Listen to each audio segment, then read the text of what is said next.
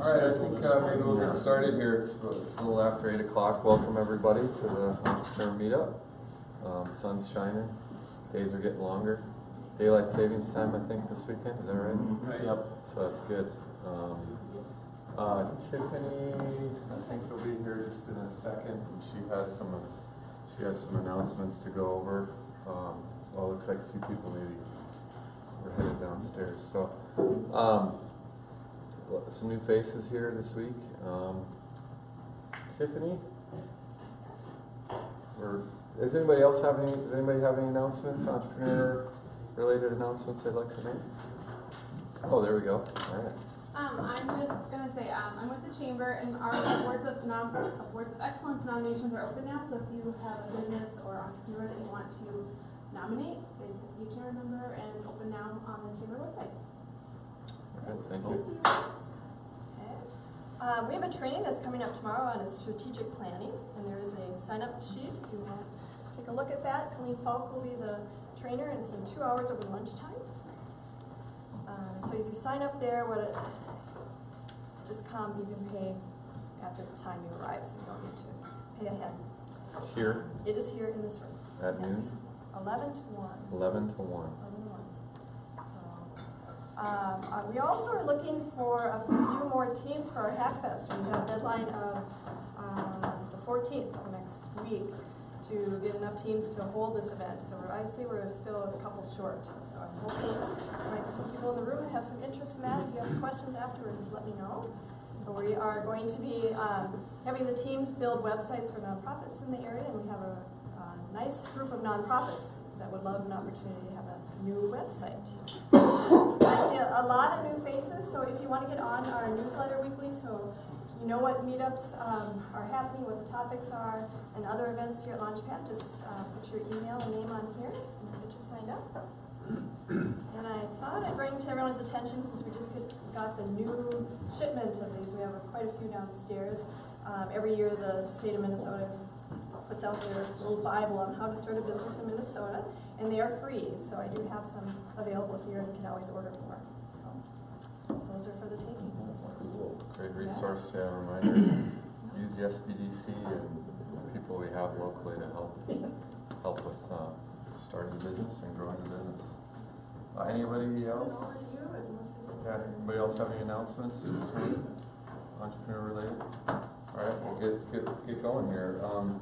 So I'd like to introduce Chris Nelson. He's the owner of an online business in Bemidji called Topline Group. They do sales all around the world. And they've grown rapidly over the last few years, and their newest challenge is hiring and training staff. So I'd imagine we'll hear about that and get to participate in some input. They're hoping to get some best practices on hiring in Bemidji and share ideas on training, including custom training videos, coaching, and other ideas. So with that, Chris Nelson. Thank you, Eric. Good morning, everybody. My name is Chris Nelson. I've lived in Bemidji for close to 30 years, 25, 28, I don't know, a while. My wife's here. Hi, Brittany. We have two young kids. We have a 2-year-old boy and a 4-year-old girl. And about 10 years ago, we were in the car heading down to the cities and said, I need a name. I want to start a company. You guys might be wondering what Topline Group is, and it's anything. It's anything I want it to be. I said it needs to be ambiguous, so I can do anything with it, because I don't know what I'm doing yet. I see the company, but it also needs to sound potentially prestigious or high quality. Topline Group Computers, Topline Group Websites, Topline Group Automotive, and that's what I started with. In 2008, I started the company in a very small spare bedroom in our house. And today, my company has 16 employees in an 8,000 square foot building in the industrial park, and we sell all over the world every day. In the last 6 years, we've experienced massive growth, and I'm kind of at a place today where a solopreneur, if you're familiar with that term, has never been. I can kind of handle, 15, 16 employees, but how to put them to use the best is a totally new concept. So I'm reading books, I'm going to seminars, I'm trying to learn, and today I'm here to talk to you guys. I want to give you a little bit of my story and give you insight on what we do. You might have seen the big Ford F-350 Super Duty outside with the orange and black Headlight Revolution logo. That's our newest project, and it's designed to help us generate content online. So let me give you some ideas of what my company is doing today. It's a lot different from when it was Topline Group Automotive.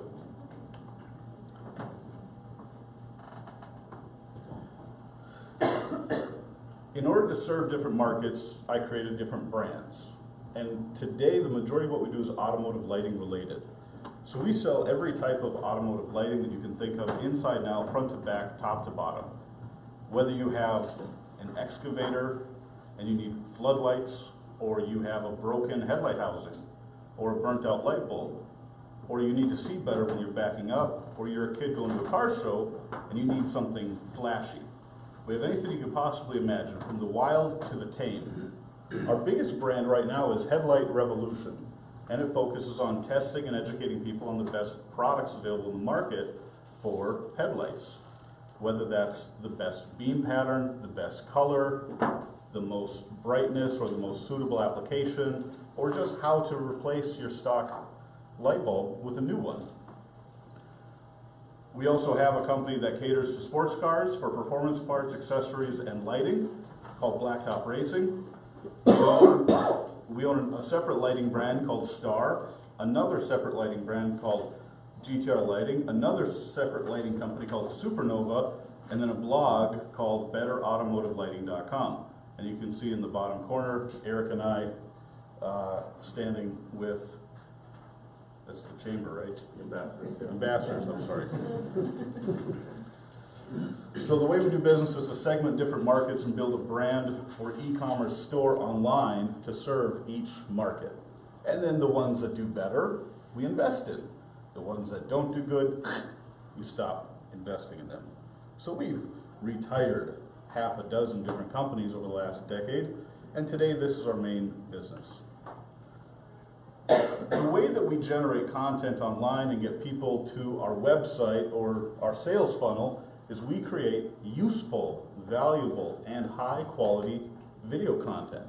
We review products, we do your typical unboxing, we do comparisons of popular products. People are searching for this term on Google, or this one, and we'll find what's popular, we'll pair them up, and we'll do a comparison, and then we'll sell them on our website, and people can go from the video to the link below the video to the website, and then buy it from us because we're experts.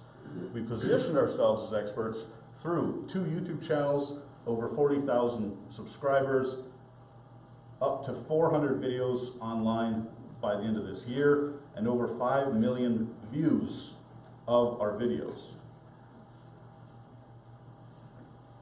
Let's see if I can get this video to play for you.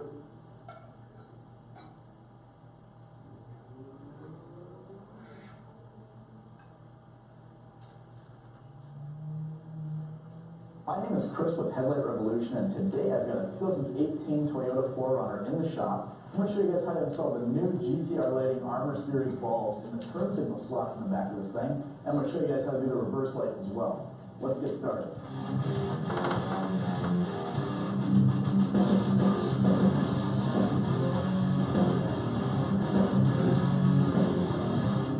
Now here's what I like about these 4Runners. They're super serviceable. This is like the Toyota version of the Jeep. I mean, it's just, everything's wide open, really accessible. They give you these sweet access panels on the inside to service your bulbs. Cool part about that is you really don't have to take anything apart to get this job done. Take a little pry tool, get on the front of this panel, slide it in there, and just pull it toward you. It comes off like this. And so we have hundreds of videos like that for different applications. We find something that's popular, that people want info on, we buy one, or we borrow one, and we figure out what works. Because a lot of companies are going to say, I'm going to call you and what's the best thing? Whatever I sell, my brand. Might not even be true. Somebody else's thing might be better. So that's kind of our mission, is to dig into the market and figure out what's the best of the best for each application. So that way we've developed a reputation online that if you buy something from GTR Lighting or Supernova or Headlight Revolution, it's going to work and it's going to be the best option for your particular vehicle. A year ago, we were at $3,500 in sales a day on average. Today, we're at 18 grand a day in sales. We've grown from a team of 4 to 6 to 16 or 17. Our goal this year is to get up to $26,000 in sales per year, which equals $10 million. $26,000 in sales per day. And that's sort of where the challenge starts, because we're naturally doing 18 grand. And we've done that through what we've always done. But you know what they say, if you want something you've never had before, you've got to do something you've never done. So how do we train? How do we hire more people? How do I handle that workload of employees? When we find somebody new, we usually, look at the bottom two things. We usually find somebody who's involved in the local car club or car shows, or is working at a parts store. They already have experience selling car parts. But we're not doing anything with Google Hire, with Indeed, Monster, Craigslist, or really anything with Facebook job search either. Right now, we need like 3 or 4 more people. But how do we find the best people? I've already hired all my friends. And I've already hired everybody out of the car clubs who don't have great jobs. Because we're automotive focused, we've been able to tap into local car clubs, auto parts stores, and find people who kind of fit our culture and have experience in the products that we sell. But at what point do we need to kind of get out of our comfort zone and hire in different methods? The other part of the story is we already have 16 people. How can I make them better?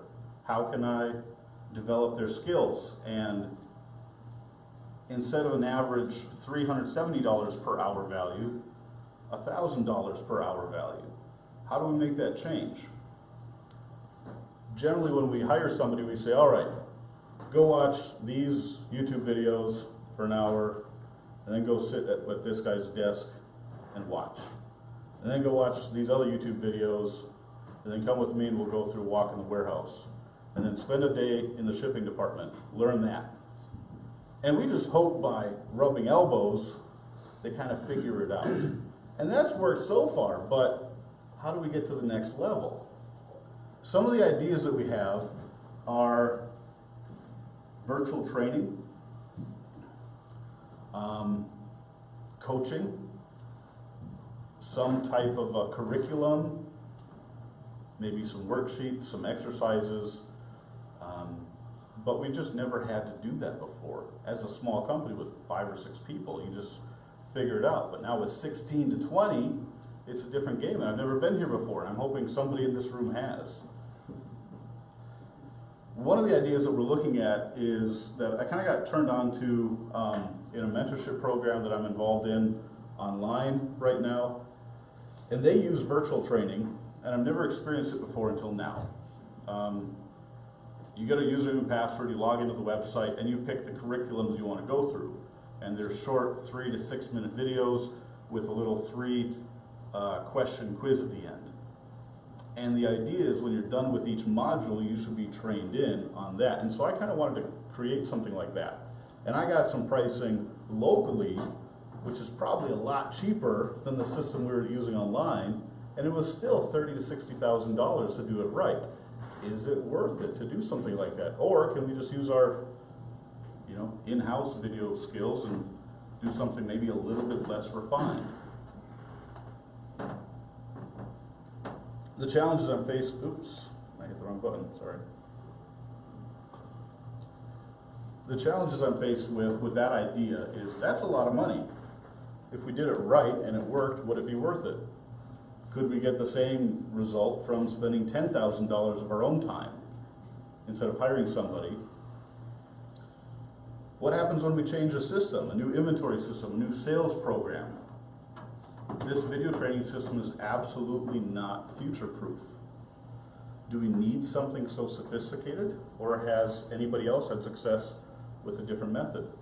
Maybe just something written out and a coach or a trainer on the job.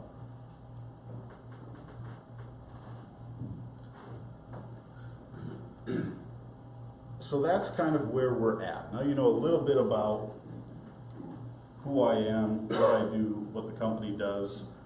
I've got 2 resumes on my desk right now. Eric's got a couple people interested.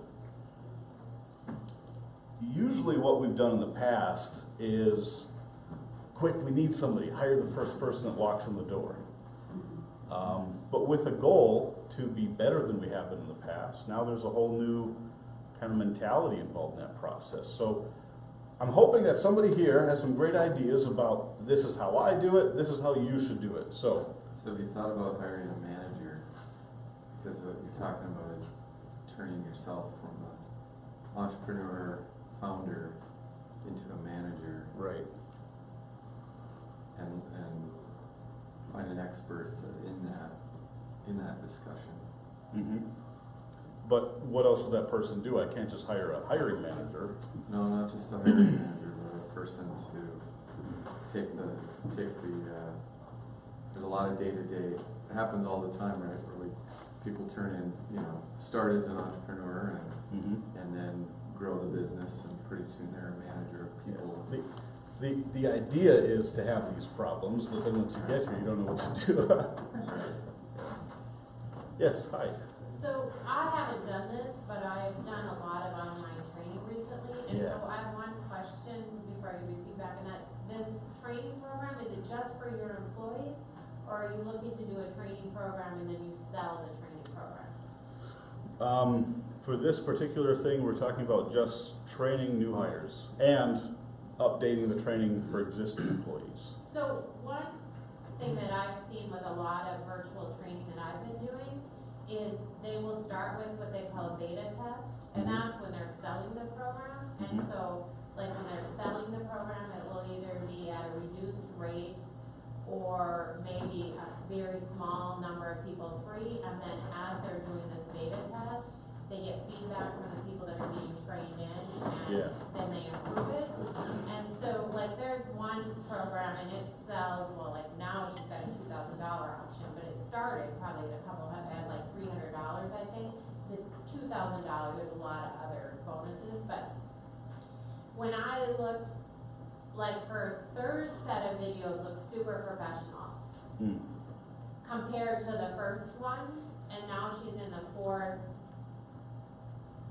thing, and this is a training program that she's selling. Right. But you might start with something like that. I mean, just do a beta test. You make videos, so do your thing. And that's something that we thought about, is like, what if we, okay, so when did we sign up for this? Like a week ago, and since then we've been talking about it a lot. So now there's some new ideas, and one of the things that I've kind of thought is like, well, yeah, what if we did just do our own kind of rough draft of a training program, and then if we could fine tune it and figure out what we really need, then we could hire out something more professional. Mike. What's your bottleneck right now? Like, where So if you get a couple guys. We have 3, and they're all self-feeding. Sure. We don't have enough warehouse staff and shipping or shipping space, so when we're busy, we have backups in the warehouse, and which is also our shipping department. We also can't keep up with emails and phone calls, so we need more salespeople, which will then create more shipments, which we already don't have room for. And so the third thing, that's 1, 2, 3, is just the building size. So like, we need to buy Coke or something, Yeah.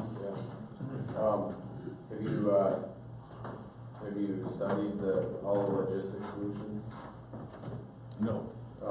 Like RFID and stuff? Oh yeah, sure. Like for inventory work or what? Well, it helps you pick quicker, so you can literally. Well, it's not even so much that. It's more like the guys are in each other's way walking around, because we went from 1 warehouse guy to 2 to 4. Well, and we have room for 3. There's a car, And I need 6. there's cardex systems. Okay. They basically, you create spaces in this big cardex system, and then when you have to pick your items, Yeah. it'll rotate it to the window for you. Mm-hmm. So you Oh, have wow. one person doing the work of 10, Yeah, sure. and you can take your warehouse and reduce it by 10 times. Wow. That'd So it basically automates and organizes everything all. be- Right. Totally like a vending machine. Kind of, Like an inventory vending machine. yeah. Kim? Well, I'm glad to hear you hired all your friends and you're done.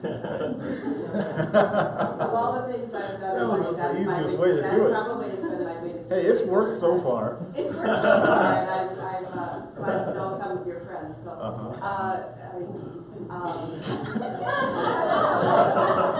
Go on.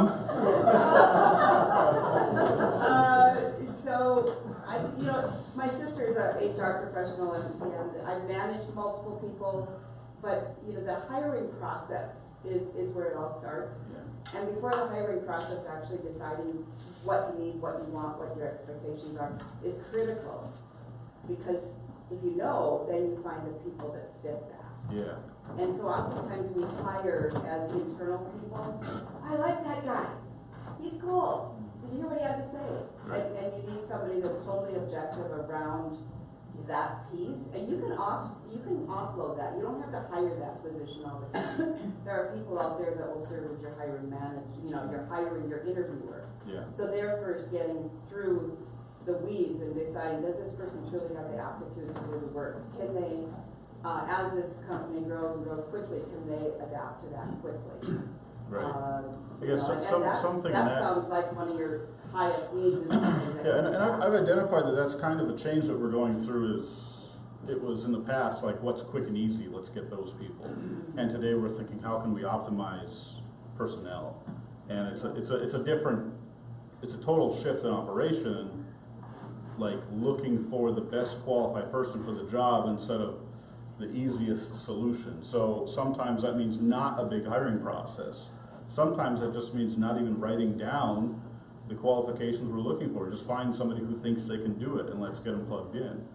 And at this stage, kind of moving to a 10-person company to a 20-person company, I think what you're saying probably makes a lot of sense. And do you have job descriptions and have you thought through that? I mean, it's not unlike the systemizing your warehouse. This is systemizing your people as assets. yeah, right. When I hire somebody, I write something up for them with a contract that kind of spells out expectations and job duties. But when we hire, we say looking for salesperson. Period. So, and then people come in, and if they can help, we grab them. I guess talking about that whole process. Since I'm so naive to it, can we be that picky in Bemidji? Yeah. Do we have the job market here, the skilled labor, or the worth of the people with high value to do that? I don't know. I've never explored it. Well, I haven't gone digging for it yet. And they might not even Our live there. experience is yes. Yeah. You're gonna have more challenges in the metro area with that than you are here. Sure. There's way more competition for the people that you're looking for in those areas. You're gonna train them and they're gonna leave. Yeah. Things like that, but Right. that's what I was kind of getting at the same thing, that you're personally, your job is changing into being Oh a yeah. manager. Big time. Yeah. Are you ready for that? Is that what you want to do? You want to be a manager? You want to write job descriptions and interview people and organize and manage people? I've been trying. We had a huge flop in the company in, what was it, 2016? Went from $1.5 million to $1.25 million in sales, and it was a big wake-up call of what my job is. And because we tried to offload the website system and development, and that's the thing that I started the company on.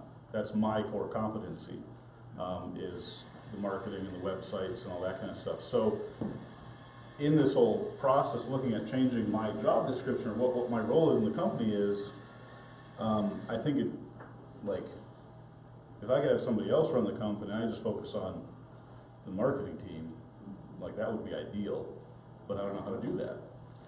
Who can I hire for how much money to run a company that I created out of my basement? I don't understand how you even do that. Yeah, it's an investment. I mean, the finding a person is an investment. Just like Are you asking for a job? I'm just kidding. We've been there. We were there 2-3 years ago. So Yeah. Same type of thoughts and discussions, and Yeah. and in the beginning, we're trying to hire too, and in the beginning, I just did the same thing. I'm like, oh, this person, I can see the talent in them. Let's get them. I didn't have job descriptions, and what you'll find is you're hiring people and adding more people. The people that you hire, they want job descriptions. They want to know Totally. where Yeah. they want to know where they fit into the puzzle. So if you don't have that laid out, the honeymoon's going to be over, and people are going to be like, I come in and I have no idea what I'm supposed to be doing today. Yep. Because it's different every day. So that actually, So, say that again. I come in, I don't know what I'm doing. I want to touch on that, but he had something to say. Yeah, do you need to look outside for someone to do this? Do you have somebody that you currently have on staff? I think we'd have to Move into replace that the role? person inside first, because everybody that we have is pretty well plugged into their job and doing a good job. So, But do you have someone that wants to move up? oh yeah, right. I don't know, maybe, it's possible.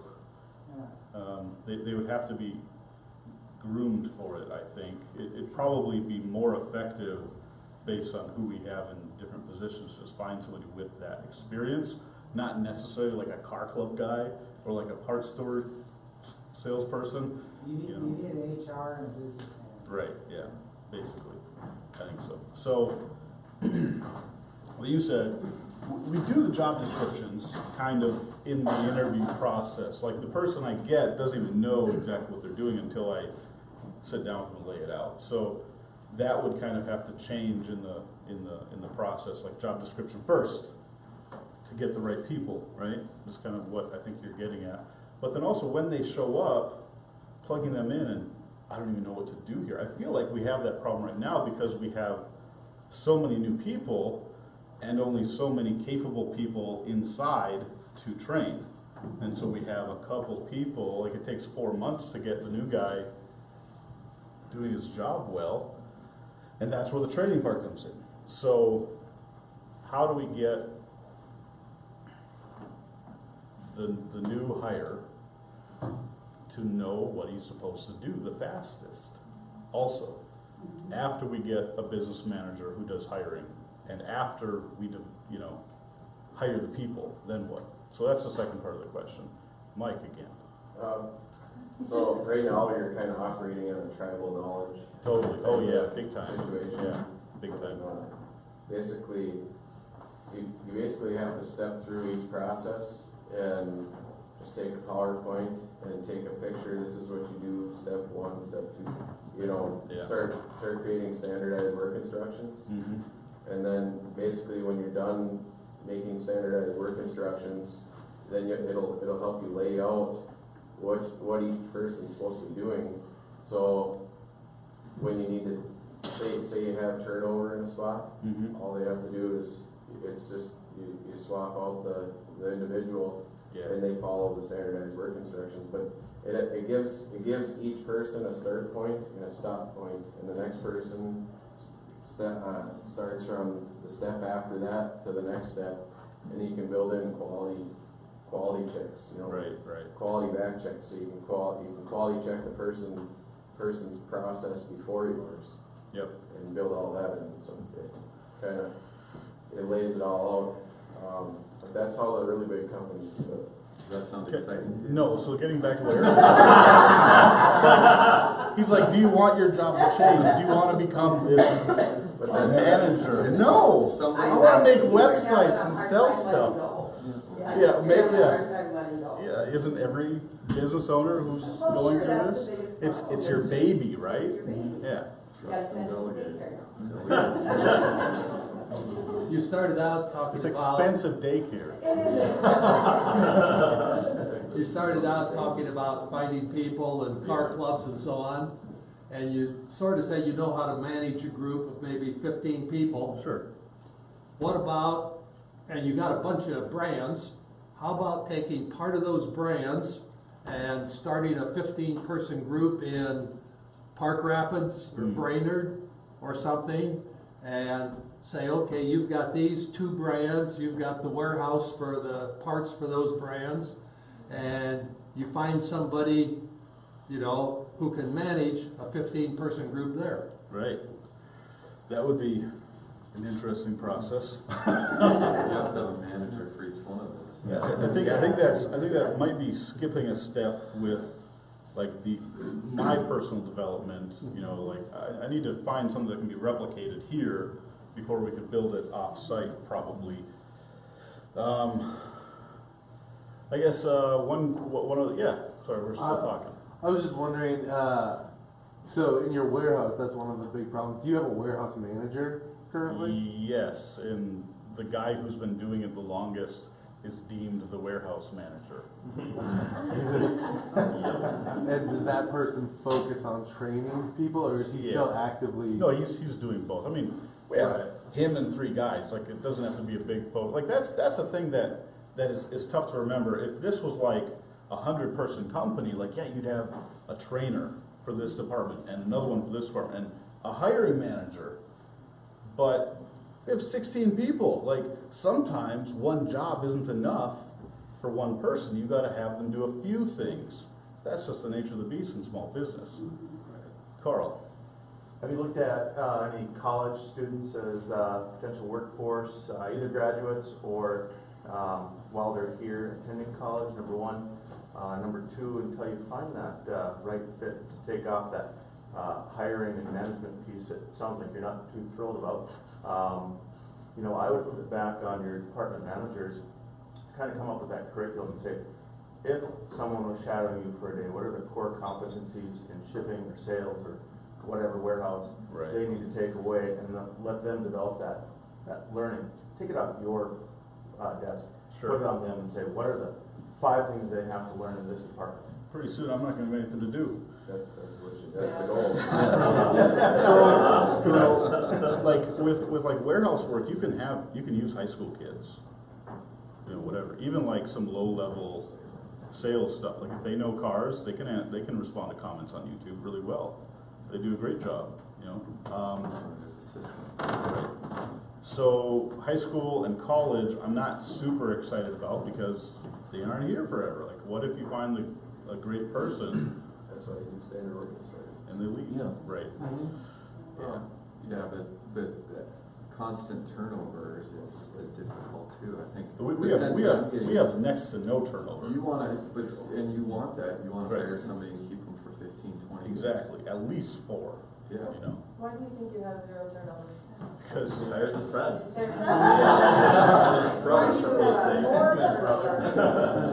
so we have next to 0 turnover because I credit a lot of my success to the people who I work with. I don't have this idea that, oh, I did it. Like, I think that I could probably do 600,000 by myself, selling, building, shipping, warrantying, but, you know, 7 million this year, that's not all me. So I really appreciate the people who work for me, and I take a lot of consideration into what their lives are like when they come to work, because I've had jobs where I didn't want to come every day. And I learned from those things, and I said, that's exactly what I'm not doing. And so I like to set people up for success. We don't have a whole lot of machinery like Eric does. Like, we have some really cool office chairs. You have inventory. Yeah. And so, like, anything anybody needs, if it helps them be better at their job, if it sets them up for success, I provide that. And sometimes it's morale, you know, like we've gone downtown to the this is crazy to say to you all, to the virtual reality arcade one time. And we've said, you know, everybody's been kicking butt and we're pretty caught up, let's watch a movie. So like, that hasn't happened in a long time because we're growing for so much, but smaller versions of those things. So it's not all about me, it's about us, and because of our culture with the automotive stuff, cars and trucks and whatever, I think people just like what they do. You know, you can go work at a company that sells paper. Who likes paper? I mean, like, oh boy. Well, I'm sorry if I offended you. Yeah. Money, I like paper money. Oh. You know, one of the things, just to start with your training program, Yeah. is with the next person that you hire, you know, ask your manager, like, what are the core things you need to do? And it's not fancy, but set up a video camera while the guy is training in the new person, and then you have something to start with. Right, You know, sure. that's not maybe your end product, but then maybe the next guy that's hired, you let him watch the video You for an could hour. use that kind of guerrilla filming as like to create a script or an outline for a proper Right, training video. but then you have something, and Yeah. so then the guy can sit and watch the video for an hour, and then have a 15 or half Right. hour question and answer with the guy who, I mean, it won't be your end product, but Yeah, it gives you right. a simple way to start. Yeah, and I think that's, you know, me and this guy talk a lot about, you know, like, a lot of people get caught up on making things happen because they want it to be perfect first. Getting all your ducks in a row, you know, being prepared instead of just taking action and doing it. Done is better than perfect. Right, yeah.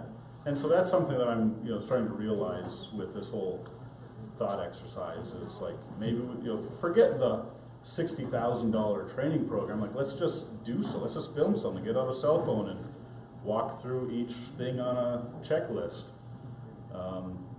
You know, maybe that's the starting point. And then who cares if it isn't future-proof if we use a new system, bust out the cell phone again. Yeah. So have you considered that you've had enough growth and things have grown organically until now, and now it's time to pretty much revamp the whole thing, because that will make the training system a lot Right, easier? right. I think there's something to that. Kind of like when I was first starting out, like I would drive to Fargo to help my customers, or Grand Rapids, or Brainerd, like if they needed something in their shop, kind of like we got different install shops in Bemidji, I'd sell to shops all over the state. And it came to a point where I didn't have time to do that anymore, something had to change, and then when they called and said, hey, I need help, we don't do that, and they got really mad. It was a total shift in operation, because it's like, always say yes, say yes, say yes, say yes, until you don't have to. But it's not necessarily what you're offering, it's how, like you're saying, the warehouse guys are running into each other because there's not enough space. Right. Starting not from scratch, but having different eyes come in and look at things might say, Mhm. well, if you move that over there and that over there, it makes more sense. Sure.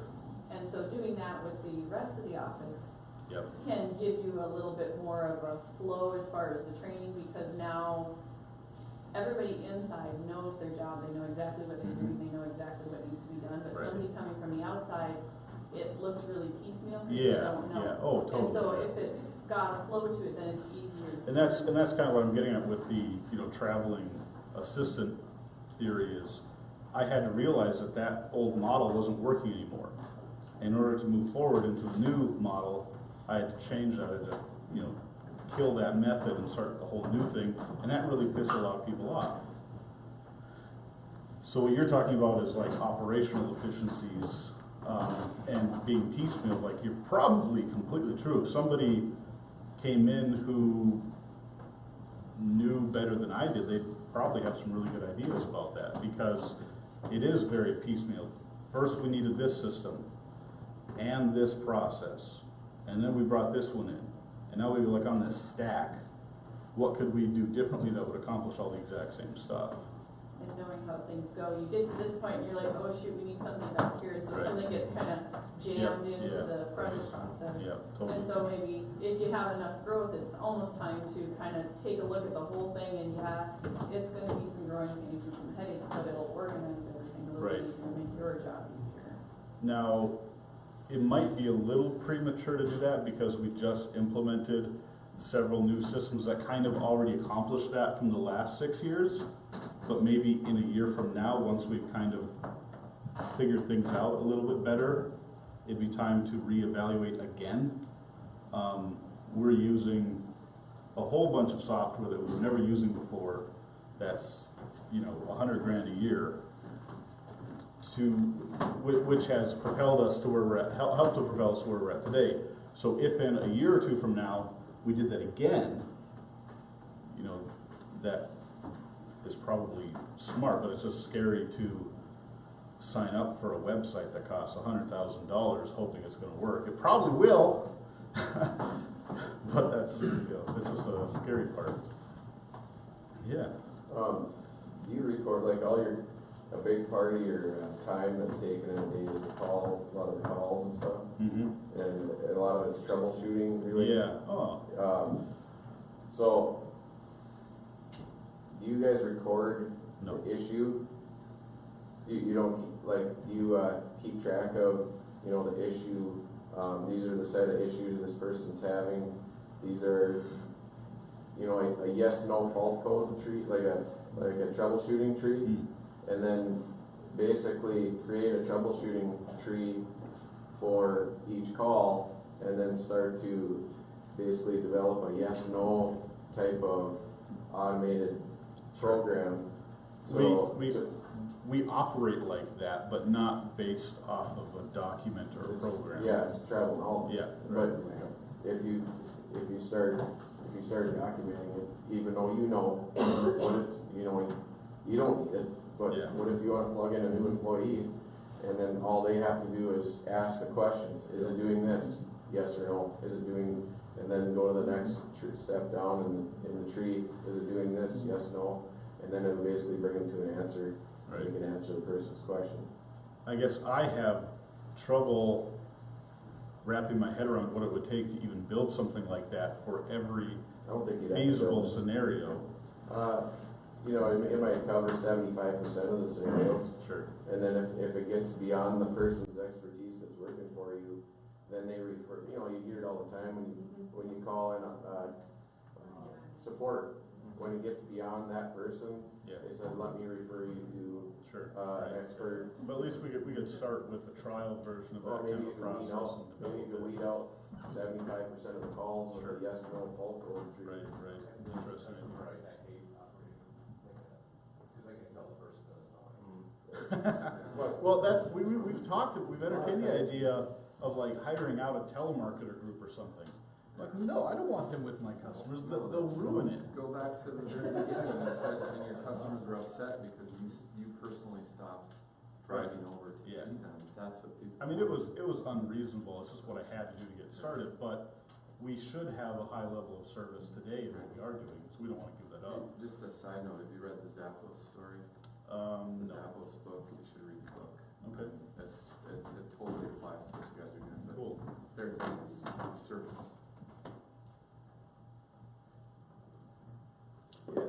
I think Michael's really hit the key point here. There's only one issue, which is you've grown fantastically through tribal knowledge. You've gone now as Yeah. far as you can.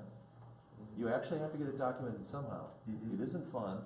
I'd much rather, I mean, that's one of the things that General Electric, where I started, when you hired kid engineers in, hey, you're the new kid. You gotta go around with a camera, you can take pictures of it, you gotta document this. Mhm. That's your job. And the ability to do that well is what got people moved up.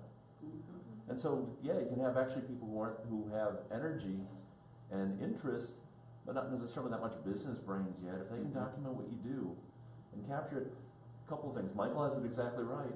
One, they'll get it documented. Two, you can go on vacation now. Mhm.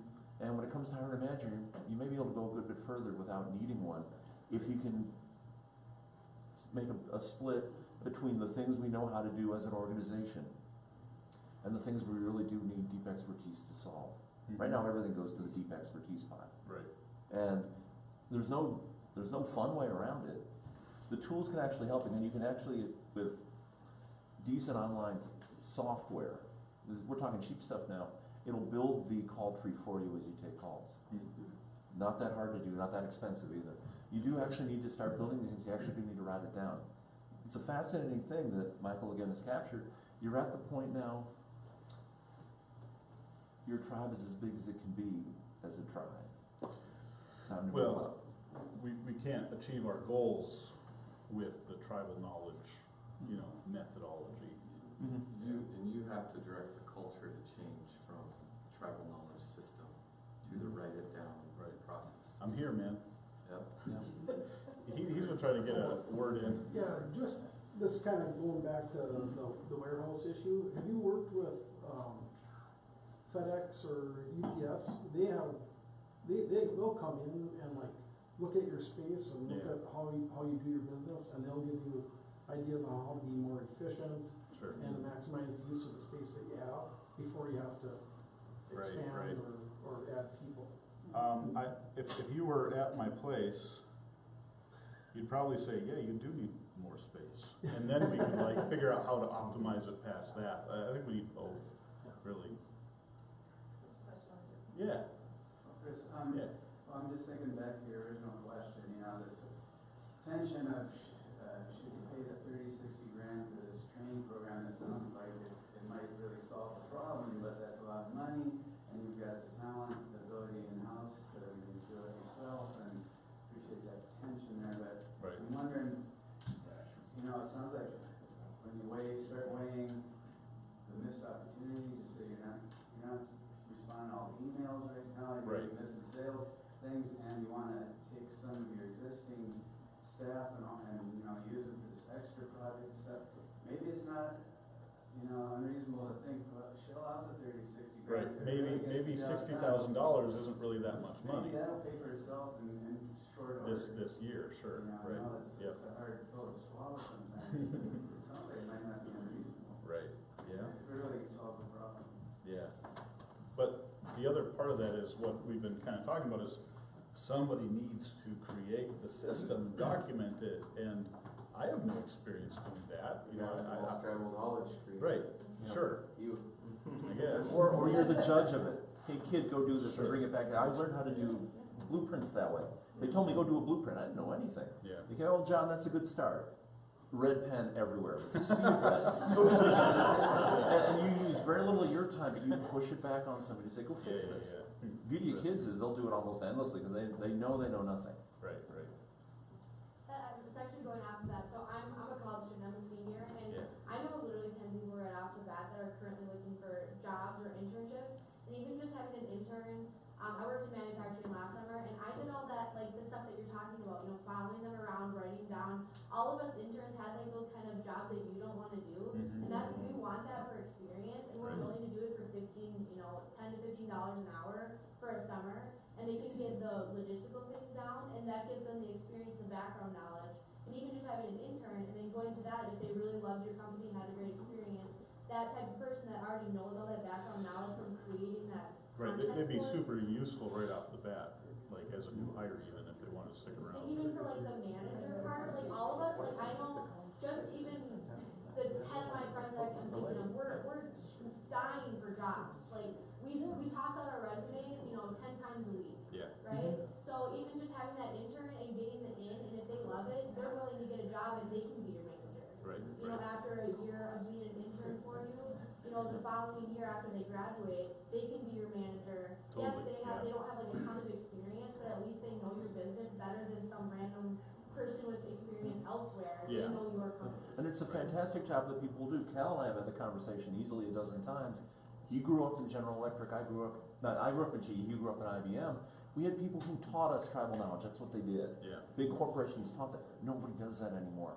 The job you offer them is the best job not the best job they can get because you're offering it. It's the best job they can get. Period.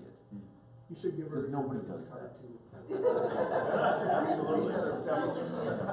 And we had a really good experience last summer doing exactly that. We're going to hire a fellow full time. That's exactly what happened to me. I'm in manufacturing, and it's just an intern, and I actually have I I'm meeting with them because of my work, and it's for an entire marketing department is what I'm gonna be hired for. They don't have a marketing department, and I'm gonna be hired to run the department because they'd rather have me that had to work there for an entire year and create things from scratch, because even though I'm 22, they'd rather have me than some random person. But you just have to give somebody that opportunity and like let them, and you shouldn't have to walk around your manufacturing floor writing down the processes. Sure. That's something that This couldn't have worked out better because I've been sitting on this comment, but you do that perfectly. Maybe last week, she's fantastic. But I think as a business person here, we owe an obligation to kind of nurture and cherish our high school kids and our college kids. And I think you'd be really surprised if you asked around how many people came from outside of our community, came to college here, and stayed here. Right, and I think right. maybe you're dismissing a whole group of potential. Yeah, I trapped my wife. Well, for me, his name is Kevin. I don't know who but yeah, he fell in love with the place or someone in the place, and I guess, you know, if I'm being completely honest, like, yeah, a big fear I have is that people are gonna come here because it's affordable school and take off. So why bother, you know? But That's the nature of anyone you hire, whether they're in school here or not. They could be with you a week, a day, 20 years. Right. I'm the president of 2 clubs, and so if you're looking for people, please contact me because I can think of like I have one person this entire time that I've been thinking of, because there are so many people that are passionate about these hobbies. We get a bad rep as college students that we don't know the grind, but the thing is we're grinding just to be able to get to the grind. Like it sounds dumb, but I mean there are so many opportunities. Just even going in to speak to the school, like I know Shelly came in last week, and that was such an empowering experience. Just to have you come in and look at some of our faces. If they did apply for your internship, you'd be like, hey, I met them before. Like they're obviously our hard workers. They're involved on campus. Like there's so many opportunities that we're trying to connect with business owners. That's a plug for everybody. But Well, we're almost done here, so let's chat afterwards. We have 5 minutes left. All right. There's definitely what we've noticed, I've noticed with our business is that employees kind of want to tend to discourage interns. So they don't want to have to train somebody new or work with the young person. It is, and one person had one bad experience, and then it's labeled that way from then on. And again, the interns that we had, we actually brought in 2 at the same time, which was a fantastic idea because they worked with each other, and they kind of more or less entertained each other and worked together well, and it worked out fantastic. And but everybody, all of the managers were like, interns, 2 interns, and there was little jokes going around. Well, at the end of the internship, everybody was, it was complete 180 to that. They were like, they're fantastic. And so, just FYI. Cool. If you're using the intern, like she was just saying, to do some documenting, follow around and document, all you do is say, would you prefer to document this, or would you prefer to have this intern doing it? I like that. How many people did you say you are now? I'm sorry? How many people in your company? 16. We have 16 plus me. Okay. So you've reached the point where tribal knowledge doesn't work anymore. The proof only works. Well, I mean, there's a thing in sociology called Dunbar is number. an exaggeration. It doesn't work as well as it used to. It's a lot of work to get people up to the tribal knowledge. Yeah, and you can do it yourself up to, I will say, 11. And if football teams were 12 people, there wouldn't be any quarterbacks we're going to get. 11 is as big as you can get and still be able to do it tribal knowledge-wise. Yeah, okay. Interesting. I mean, that's definitely not anything I've ever studied or looked into. I'm just a guy trying to make a business, and now there's all these ideas. Yeah. Absolutely true. Yeah. Okay. Yeah, absolutely, of course.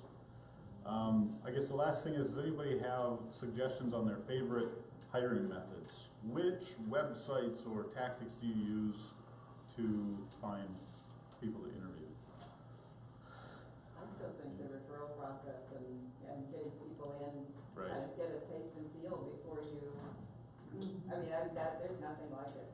Yeah. I did that, with the young man in Fargo, no, that's just awesome. Mm-hmm. It was just out to be a rock star. Yeah. We've offered a bonus to our employees for hiring if there's a referral. Sure. If they even throw a name in the hat, I think it's like $75, and then I think if the person makes it 90 days, I think it's $500 or something Nice. like that. Yeah. Makes sense. It's worth it. I mean, Yeah. hiring traditionally isn't free either. Yeah. So. And to that end, I've been in the cities for about 40 years, and I've worn many hats. One of the hats that I wore, I was involved with the River Center and the Minnesota Wild, and we had to hire a lot of people.